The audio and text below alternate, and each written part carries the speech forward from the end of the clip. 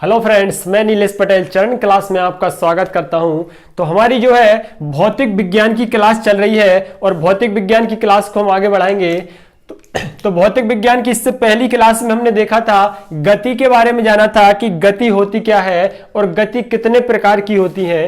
तो आज की क्लास में हम देखेंगे न्यूटन चच्चा के बारे में, जानेंगे कि न्यूटन चच्चा जो है इन्होंने गति के 3 नियम दिए हैं। न्यूटन चच्चा ने गति के कितने नियम दिए हैं? तो गति के 3 नियम दिए हैं आपके न्यूटन चच्चा ने। ठीक है, तो न्यूटन चच्चा ने गति के 3 नियम दिए हैं और इनकी एक किताब है प्रिंसिपिया, 1687 में लिखी है। प्रिंसिपिया में इन नियमों का वर्णन किया है, इन नियमों के बारे में बताया है। तो एक एक करके देखेंगे कि क्या बताया है। तो पहला नियम देखेंगे,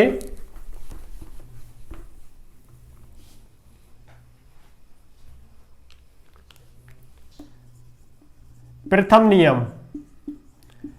गति के प्रथम नियम अर्थात न्यूटन चच्चा ने जो गति के नियम दिए हैं, प्रथम नियम की बात करें कि पहला नियम क्या है, तो बात आती है पहले नियम की। तो पहला नियम जो है जड़त्व, जड़त्व से संबंधित है पहला नियम। तो जड़त्व होता क्या है? जो जड़त्व शब्द लिखा है यह होता क्या है, इसके बारे में जाने।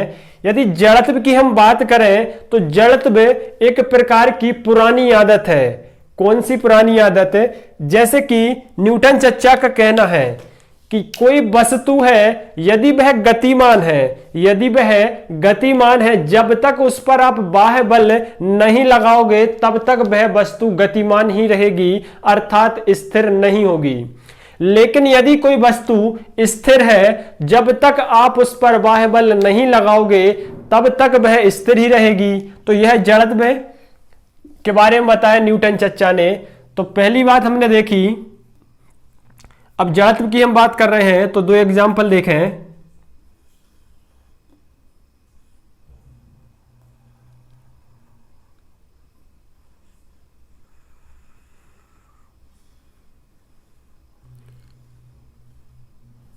एग्जाम्पल से आपको समझ में आएगा।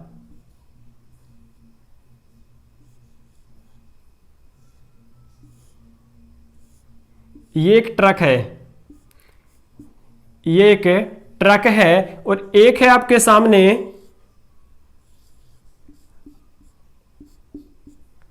एक आपके सामने है हार ठेला। ये ट्रक है और ये है एक हार ठेला। यदि आपसे इसे धक्काने की बोले, इसको आगे की ओर धक्काने की बोले कि यह ट्रक है, इसको धक्काना है, तो आप देखोगे कि ट्रक को धक्काने में एक व्यक्ति से नहीं धकेगा। ट्रक जो है एक व्यक्ति से नहीं धकेगा, अर्थात इसे धक्काने के लिए अधिक बल की जरूरत पड़ेगी। तो अधिक बल की जरूरत पड़ेगी क्यों हमें? क्योंकि ट्रक जो है बहुत भारी है, अर्थात इसका द्रव्यमान अधिक है, द्रव्यमान अधिक है, वजन अधिक है। तो वजन अधिक है, इसका क्या है? वजन अधिक है, अर्थात द्रव्यमान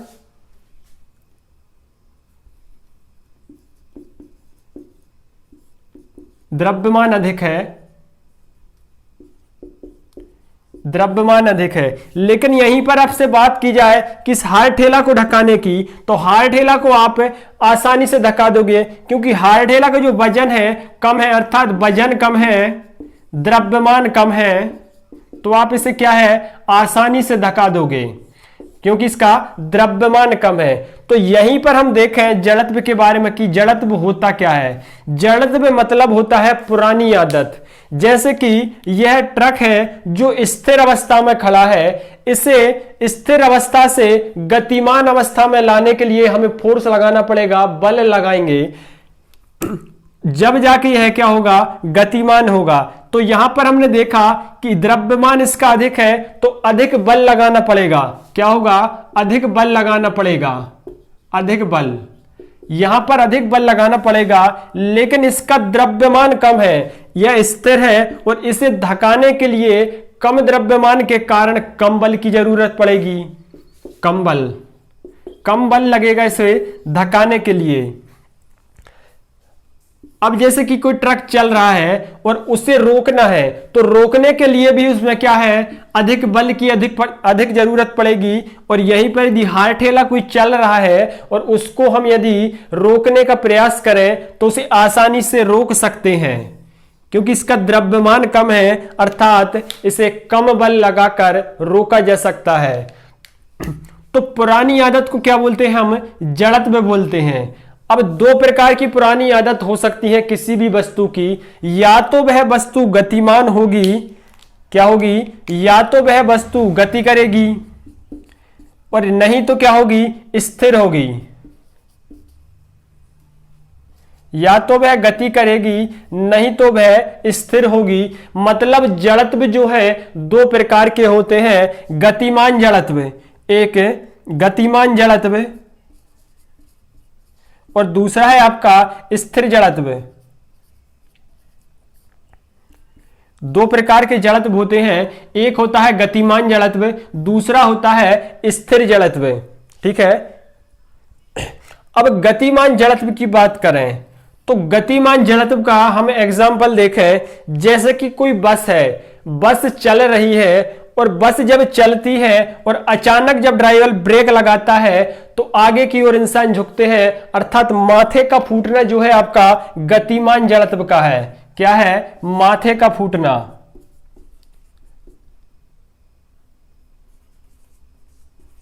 माथे का फूटना जो है किस कारण होता है, आपका गतिमान जड़त्व के कारण। अर्थात कोई वस्तु गति कर रही थी और आपने उसे अचानक रोका, अचानक रोका तो आप आगे की ओर झुकोगे, जो किस कारण हुआ है, गतिमान के कारण। लेकिन यहीं पर यदि हम बात करें स्थिर जड़त्व की, अर्थात कोई वस्तु स्थिर है, जैसे बस को ही देखें, बस जो है एक जगह खड़ी हुई है, लेकिन जब बस चलना एकदम से स्टार्ट करती है तो आप पीछे की ओर झुकते हो। जब बस स्टार्ट करते हैं तो आप चलने से पहले जो बस चलती है तुरंत आप पीछे की ओर झुकते हो, जो पीछे का ओर झुकना है, अर्थात खोपड़ी का फूटना।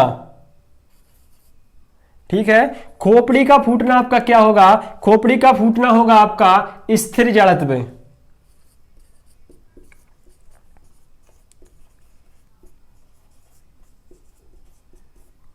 खोपड़ी का फूटना क्या है, आपका स्थिर जड़त्व है, जबकि माथे का फूटना, आगे की ओर झुकना है आपका गतिमान जड़त्व। तो जड़त्व दो प्रकार के होते हैं, गतिमान जड़त्व और स्थिर जड़त्व।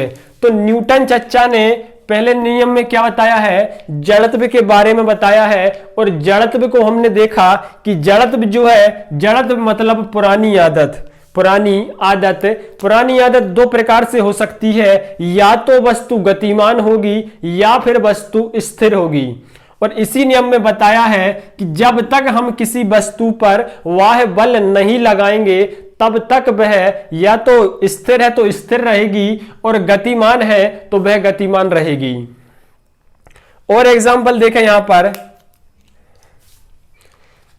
जैसे कि आप ट्रेन से उतरते हैं, चलती ट्रेन से हम उतरते हैं, तो चलती ट्रेन से जब हम उतरते हैं, ये ट्रेन है, ये ट्रेन है, इस दिशा में जा रही है। और जब हम ट्रेन से उतरते हैं तो हम जिस दिशा में ट्रेन जा रही है उसी दिशा में मुंह करके उतरते हैं, मुंह करके उतरते हैं। और ट्रेन के साथ कुछ समय जो है हमें रनिंग करना पड़ता है, दौड़ना पड़ता है एक दो पैर। यदि आप डायरेक्ट सीधी दिशा में इधर उतरोगे तो मुंह के भर गिरोगे, क्योंकि आप जो थे गतिमान स्थिति में थे, अचानक आप विराम अवस्था में नहीं आ सकते।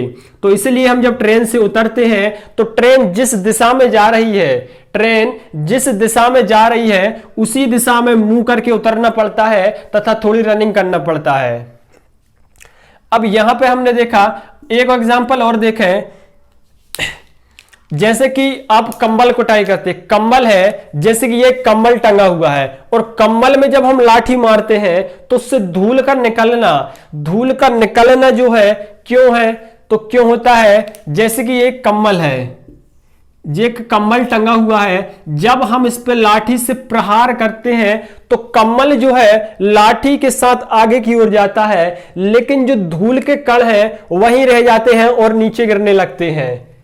ठीक है। तो कम्मल में जैसे ही हमने लाठी को मारा, कम्मल विराम अवस्था में था और उसमें जो धूल के कण हैं वह विराम अवस्था में थे। लेकिन जब हमने उसमें लाठी को मारा तो लाठी के साथ हमारा कम्मल तो आगे की ओर चला गया और जो धूल के कण थे वही स्थिर अवस्था में रह गए और स्थिर अवस्था के कारण वह नीचे गिर जाते हैं। तो कम्बल कूटने से जो धूल का निकलना है वह किस नियम से होता है? न्यूटन के प्रथम नियम से। यह क्वेश्चन बार बार पूछे जाते हैं। एक क्वेश्चन और देखें, एग्जांपल, जैसे कि हम झाड़ से फल को तोड़ते हैं डाली को हिलाकर। जब हम डाली को हिलाते हैं या नीचे करके एकदम छोड़ते हैं तो जो फल है एक स्थिर अवस्था में है। जो फल लगा हुआ है वह एक स्थिर अवस्था में लगा हुआ है डाली में। लेकिन जब हम इसे नीचा करके या छोड़ते हैं तो फल जो है नीचे स्थिर अवस्था में है और जैसे हम उसे छोड़ते हैं तो डाली एकदम ऊपर चली जाती है। डाली एकदम ऊपर चली जाती है, फल वहीं रह जाता है। उसका डंठल यदि कमजोर रहता है तो फल नीचे गिर जाता है और यदि डंठल मजबूत है तो वह खिंच के उसके साथ चला जाएगा, वरना फल वहीं गिर जाता है। तो ये किससे संबंधित है? न्यूटन के प्रथम नियम से। यह क्वेश्चन बार बार पूछे जाते हैं। इसके बाद हम बात करें न्यूटन का दूसरा नियम। न्यूटन चचा ने 3 नियम दिए हैं गति के।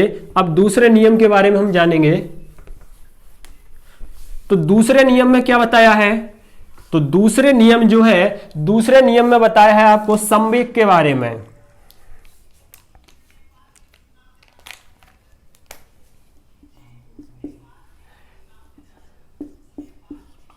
गति का दूसरा नियम, न्यूटन चचा का जो गति का दूसरा नियम है, तो दूसरे नियम की यदि बात कर रहे हैं हम तो इसमें बताया है संवेग के बारे में। किसके बारे में बताया है? संवेग के बारे में बताया है। इससे पहले जो क्लास हुई थी उसमें हमने संवेग के बारे में समझा था कि संवेग होता क्या है।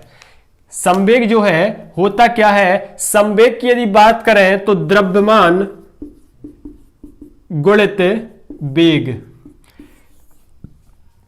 अर्थात वेग को यदि हम द्रव्यमान के साथ देखें तो वो क्या कहलाता है? हमारा संवेग कहलाता है। संवेग। और वेग क्या होता है हमारा? वेग होता है मीटर बटा सेकेंड। मीटर बटा सेकेंड मतलब कोई वस्तु है जिसे हमने दूसरे स्थान पे रखा।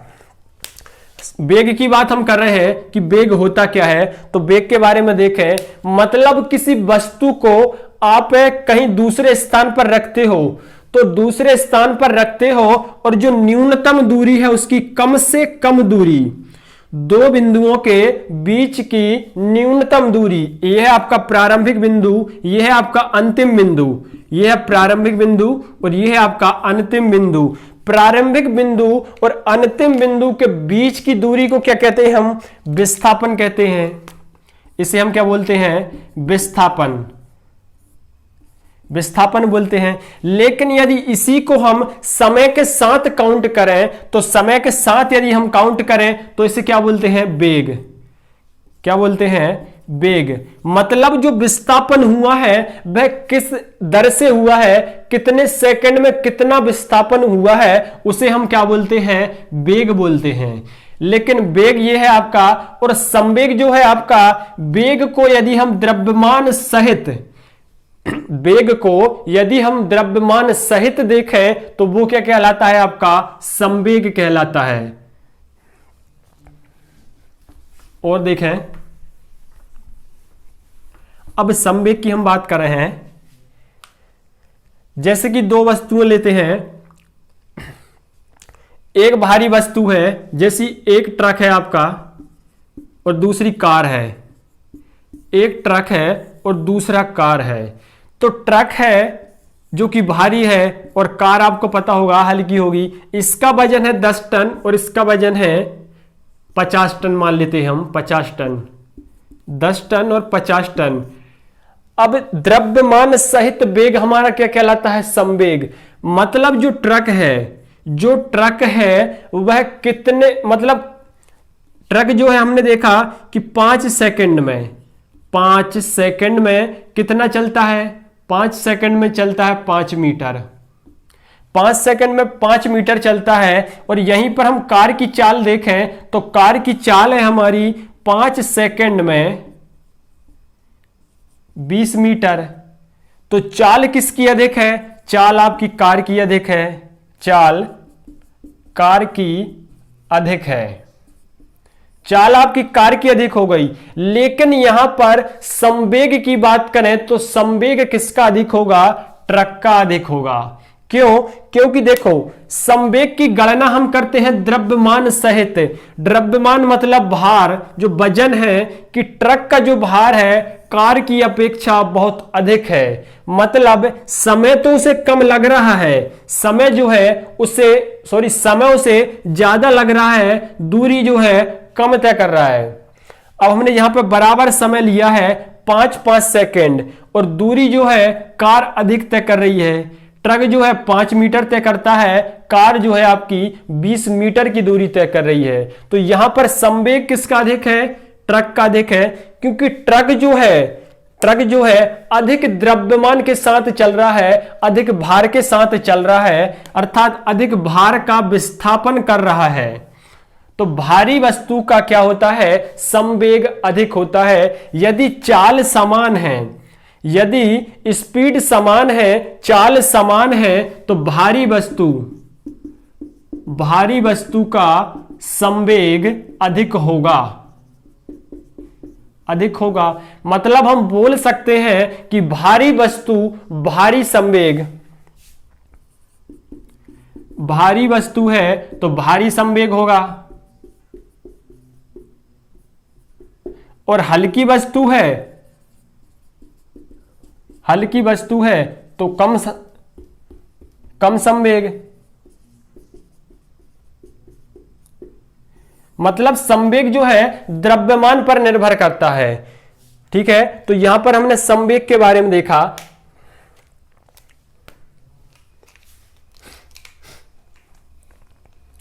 तो यहां पर हमने देखा गति का दूसरा नियम जो न्यूटन चचा ने दिया। इसके बाद हम देखें तीसरा नियम। तो दूसरे नियम में किसकी बात की है? संवेग की। और पहले में की है आपके जड़त्व की बात। और जड़त्व होते हैं आपके दो प्रकार के। ठीक है, एक गतिमान जड़त्व, एक विराम जड़त्व। अब तीसरे नियम की बात करें जो न्यूटन चचा का गति का तीसरा नियम है। तो तीसरा नियम के बारे में हम देखें तो तीसरा नियम क्या है? तो तीसरे नियम की यदि बात करें तो तीसरा नियम है आपका क्रिया के बदले प्रतिक्रिया। क्या है? थोक में यदि इसे देखें तो न्यूटन चचा का कहना है तीसरे नियम में क्रिया के बदले प्रतिक्रिया। जैसे हम देखें क्रिया के बदले प्रतिक्रिया होता क्या है? जैसे आपने किसी वस्तु को दीवार पे मारा, दीवार से वह टकरा के वापस आई। ठीक है, आपने एक दीवार है, यहां पर बॉल को मारा और बॉल जो है टकरा कर वापस आपके पास आई। ये आपके पास आ गई बॉल। अब यहां पर हुआ क्या है? क्रिया के बदले प्रतिक्रिया। जैसे ही आपने दीवार पे बल लगाया, बाल ने जो है दीवार पे बल लगाया और बाल पर दीवार ने बल लगाया, लेकिन बाल का द्रव्यमान कम है और दीवार का जो द्रव्यमान अधिक है, इसलिए दीवार से टकरा कर बाल आपके पास वापस आई। अधिक द्रव्यमान के कारण बाल जो है वापस आ गई, क्योंकि दीवार पर इसने बल लगाया तो इसका बल कम था बॉल का, लेकिन जब दीवार ने इस पर बल लगाया तो यह वापस आ गई, क्योंकि दीवार का द्रव्यमान अधिक है। लेकिन हम देखें कि एक बॉल रखी है, प्लास्टिक, एक गुब्बारा रखा हुआ है, इस प्रकार से एक गुब्बारा रखा हुआ है और आप उस पर एक बॉल मारें, रबड़ की एक बॉल है जिससे आप मारें तो गुब्बारा क्या है? उड़ जाएगा। क्यों? क्योंकि गुब्बारे का द्रव्यमान कम है, इसका वजन कम है, भार कम है, तो ये क्या होगा? हट जाएगा, यहां से आगे निकल जाएगा। ठीक है, और यहां पर हमने देखा था कि दीवार का द्रव्यमान अधिक है, इसलिए जो बल दीवार पर बॉल लगा रही है उसके प्रतिक्रिया अर्थात दीवार जो है बॉल पर बल लगा रही है और बॉल आपकी वापस आ रही है। तो यह आपका क्रिया के बदले प्रतिक्रिया। और एग्जांपल देखें, जैसे कि रॉकेट की बात करें,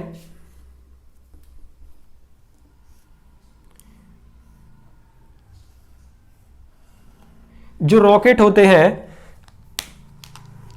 जो रॉकेट है गति के न्यूटन के जो है न्यूटन के गति के तीसरे नियम से ही चलते हैं। जैसे जब कोई रॉकेट छोड़ा जाता है, जब कोई रॉकेट छोड़ा जाता है तो पीछे से जो ईंधन निकलता है, आग लगती है इसमें, जितनी स्पीड से यह आगे को फेंकता ईंधन जलता है उतनी ही स्पीड से यह आगे बढ़ता है। मतलब यह क्रिया के बदले प्रतिक्रिया।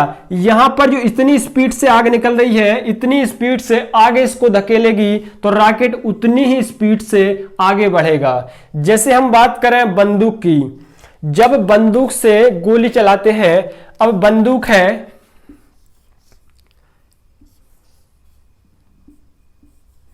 अब कोई बंदूक है, इस प्रकार से जब हम बंदूक से गोली चलाते हैं तो जैसे ही बंदूक से गोली चलाते हैं तो बंदूक जो है पीछे की ओर धक्का लगाती है और गोली जो है आगे निकलती है। आपने जैसे ही बंदूक को दबाया तो गोली आगे निकल जाती है और बंदूक जो है एक झटका महसूस करती है पीछे की ओर। जो झटका है वो क्यों होता है, तो यहां पर हम बात करें तो क्रिया के बदले प्रतिक्रिया। मतलब बंदूक ने जो गोली पर बल लगाया, उसको जो आगे की ओर धकाया, उसी वेग से गोली जो है बंदूक को पीछे की ओर धकाएगी। लेकिन गोली का द्रव्यमान कम है तो वह अधिक दूर जाके गिरेगी, अधिक दूर जाके। लेकिन जो बंदूक है उसका द्रव्यमान अधिक है और आप उसे जकड़े हुए हो, इसलिए वह कम पीछे जाएगी। ठीक है, तो यहां पर हमने बंदूक के बारे में समझा। अब एक एग्जांपल देखें, जैसे कुआं है, कुआं है, जब कुएं से हम बाल्टी को खींचते हैं रस्सी से, जब हम कुएं से रस्सी को खींचते हैं, बाल्टी भरी रहती है और जैसे ही रस्सी टूटती है, जैसे ही रस्सी टूटती है हम पीछे की ओर गिर जाते हैं, पीछे की ओर गिर जाते हैं। वो किस वजह से होता है, तो न्यूटन के गति के तीसरे नियम की वजह से। ठीक है, तो ये क्या है, तीसरा नियम है क्रिया के बदले प्रतिक्रिया। लेकिन यहां पर हम यह नहीं कह सकते कि कौन सा जो है क्रिया है और कौन सा कार्य प्रतिक्रिया है, यहां पर डिसाइड नहीं कर सकते। लेकिन यह निश्चित है, एक क्रिया है तो दूसरी प्रतिक्रिया है। लेकिन कन्फर्म रूप से यह नहीं बोल सकते कि कौन सी क्रिया है और कौन सा जो है प्रतिक्रिया है। ठीक है, तो यहां पर हमने न्यूटन के गति के 3 नियम देखे।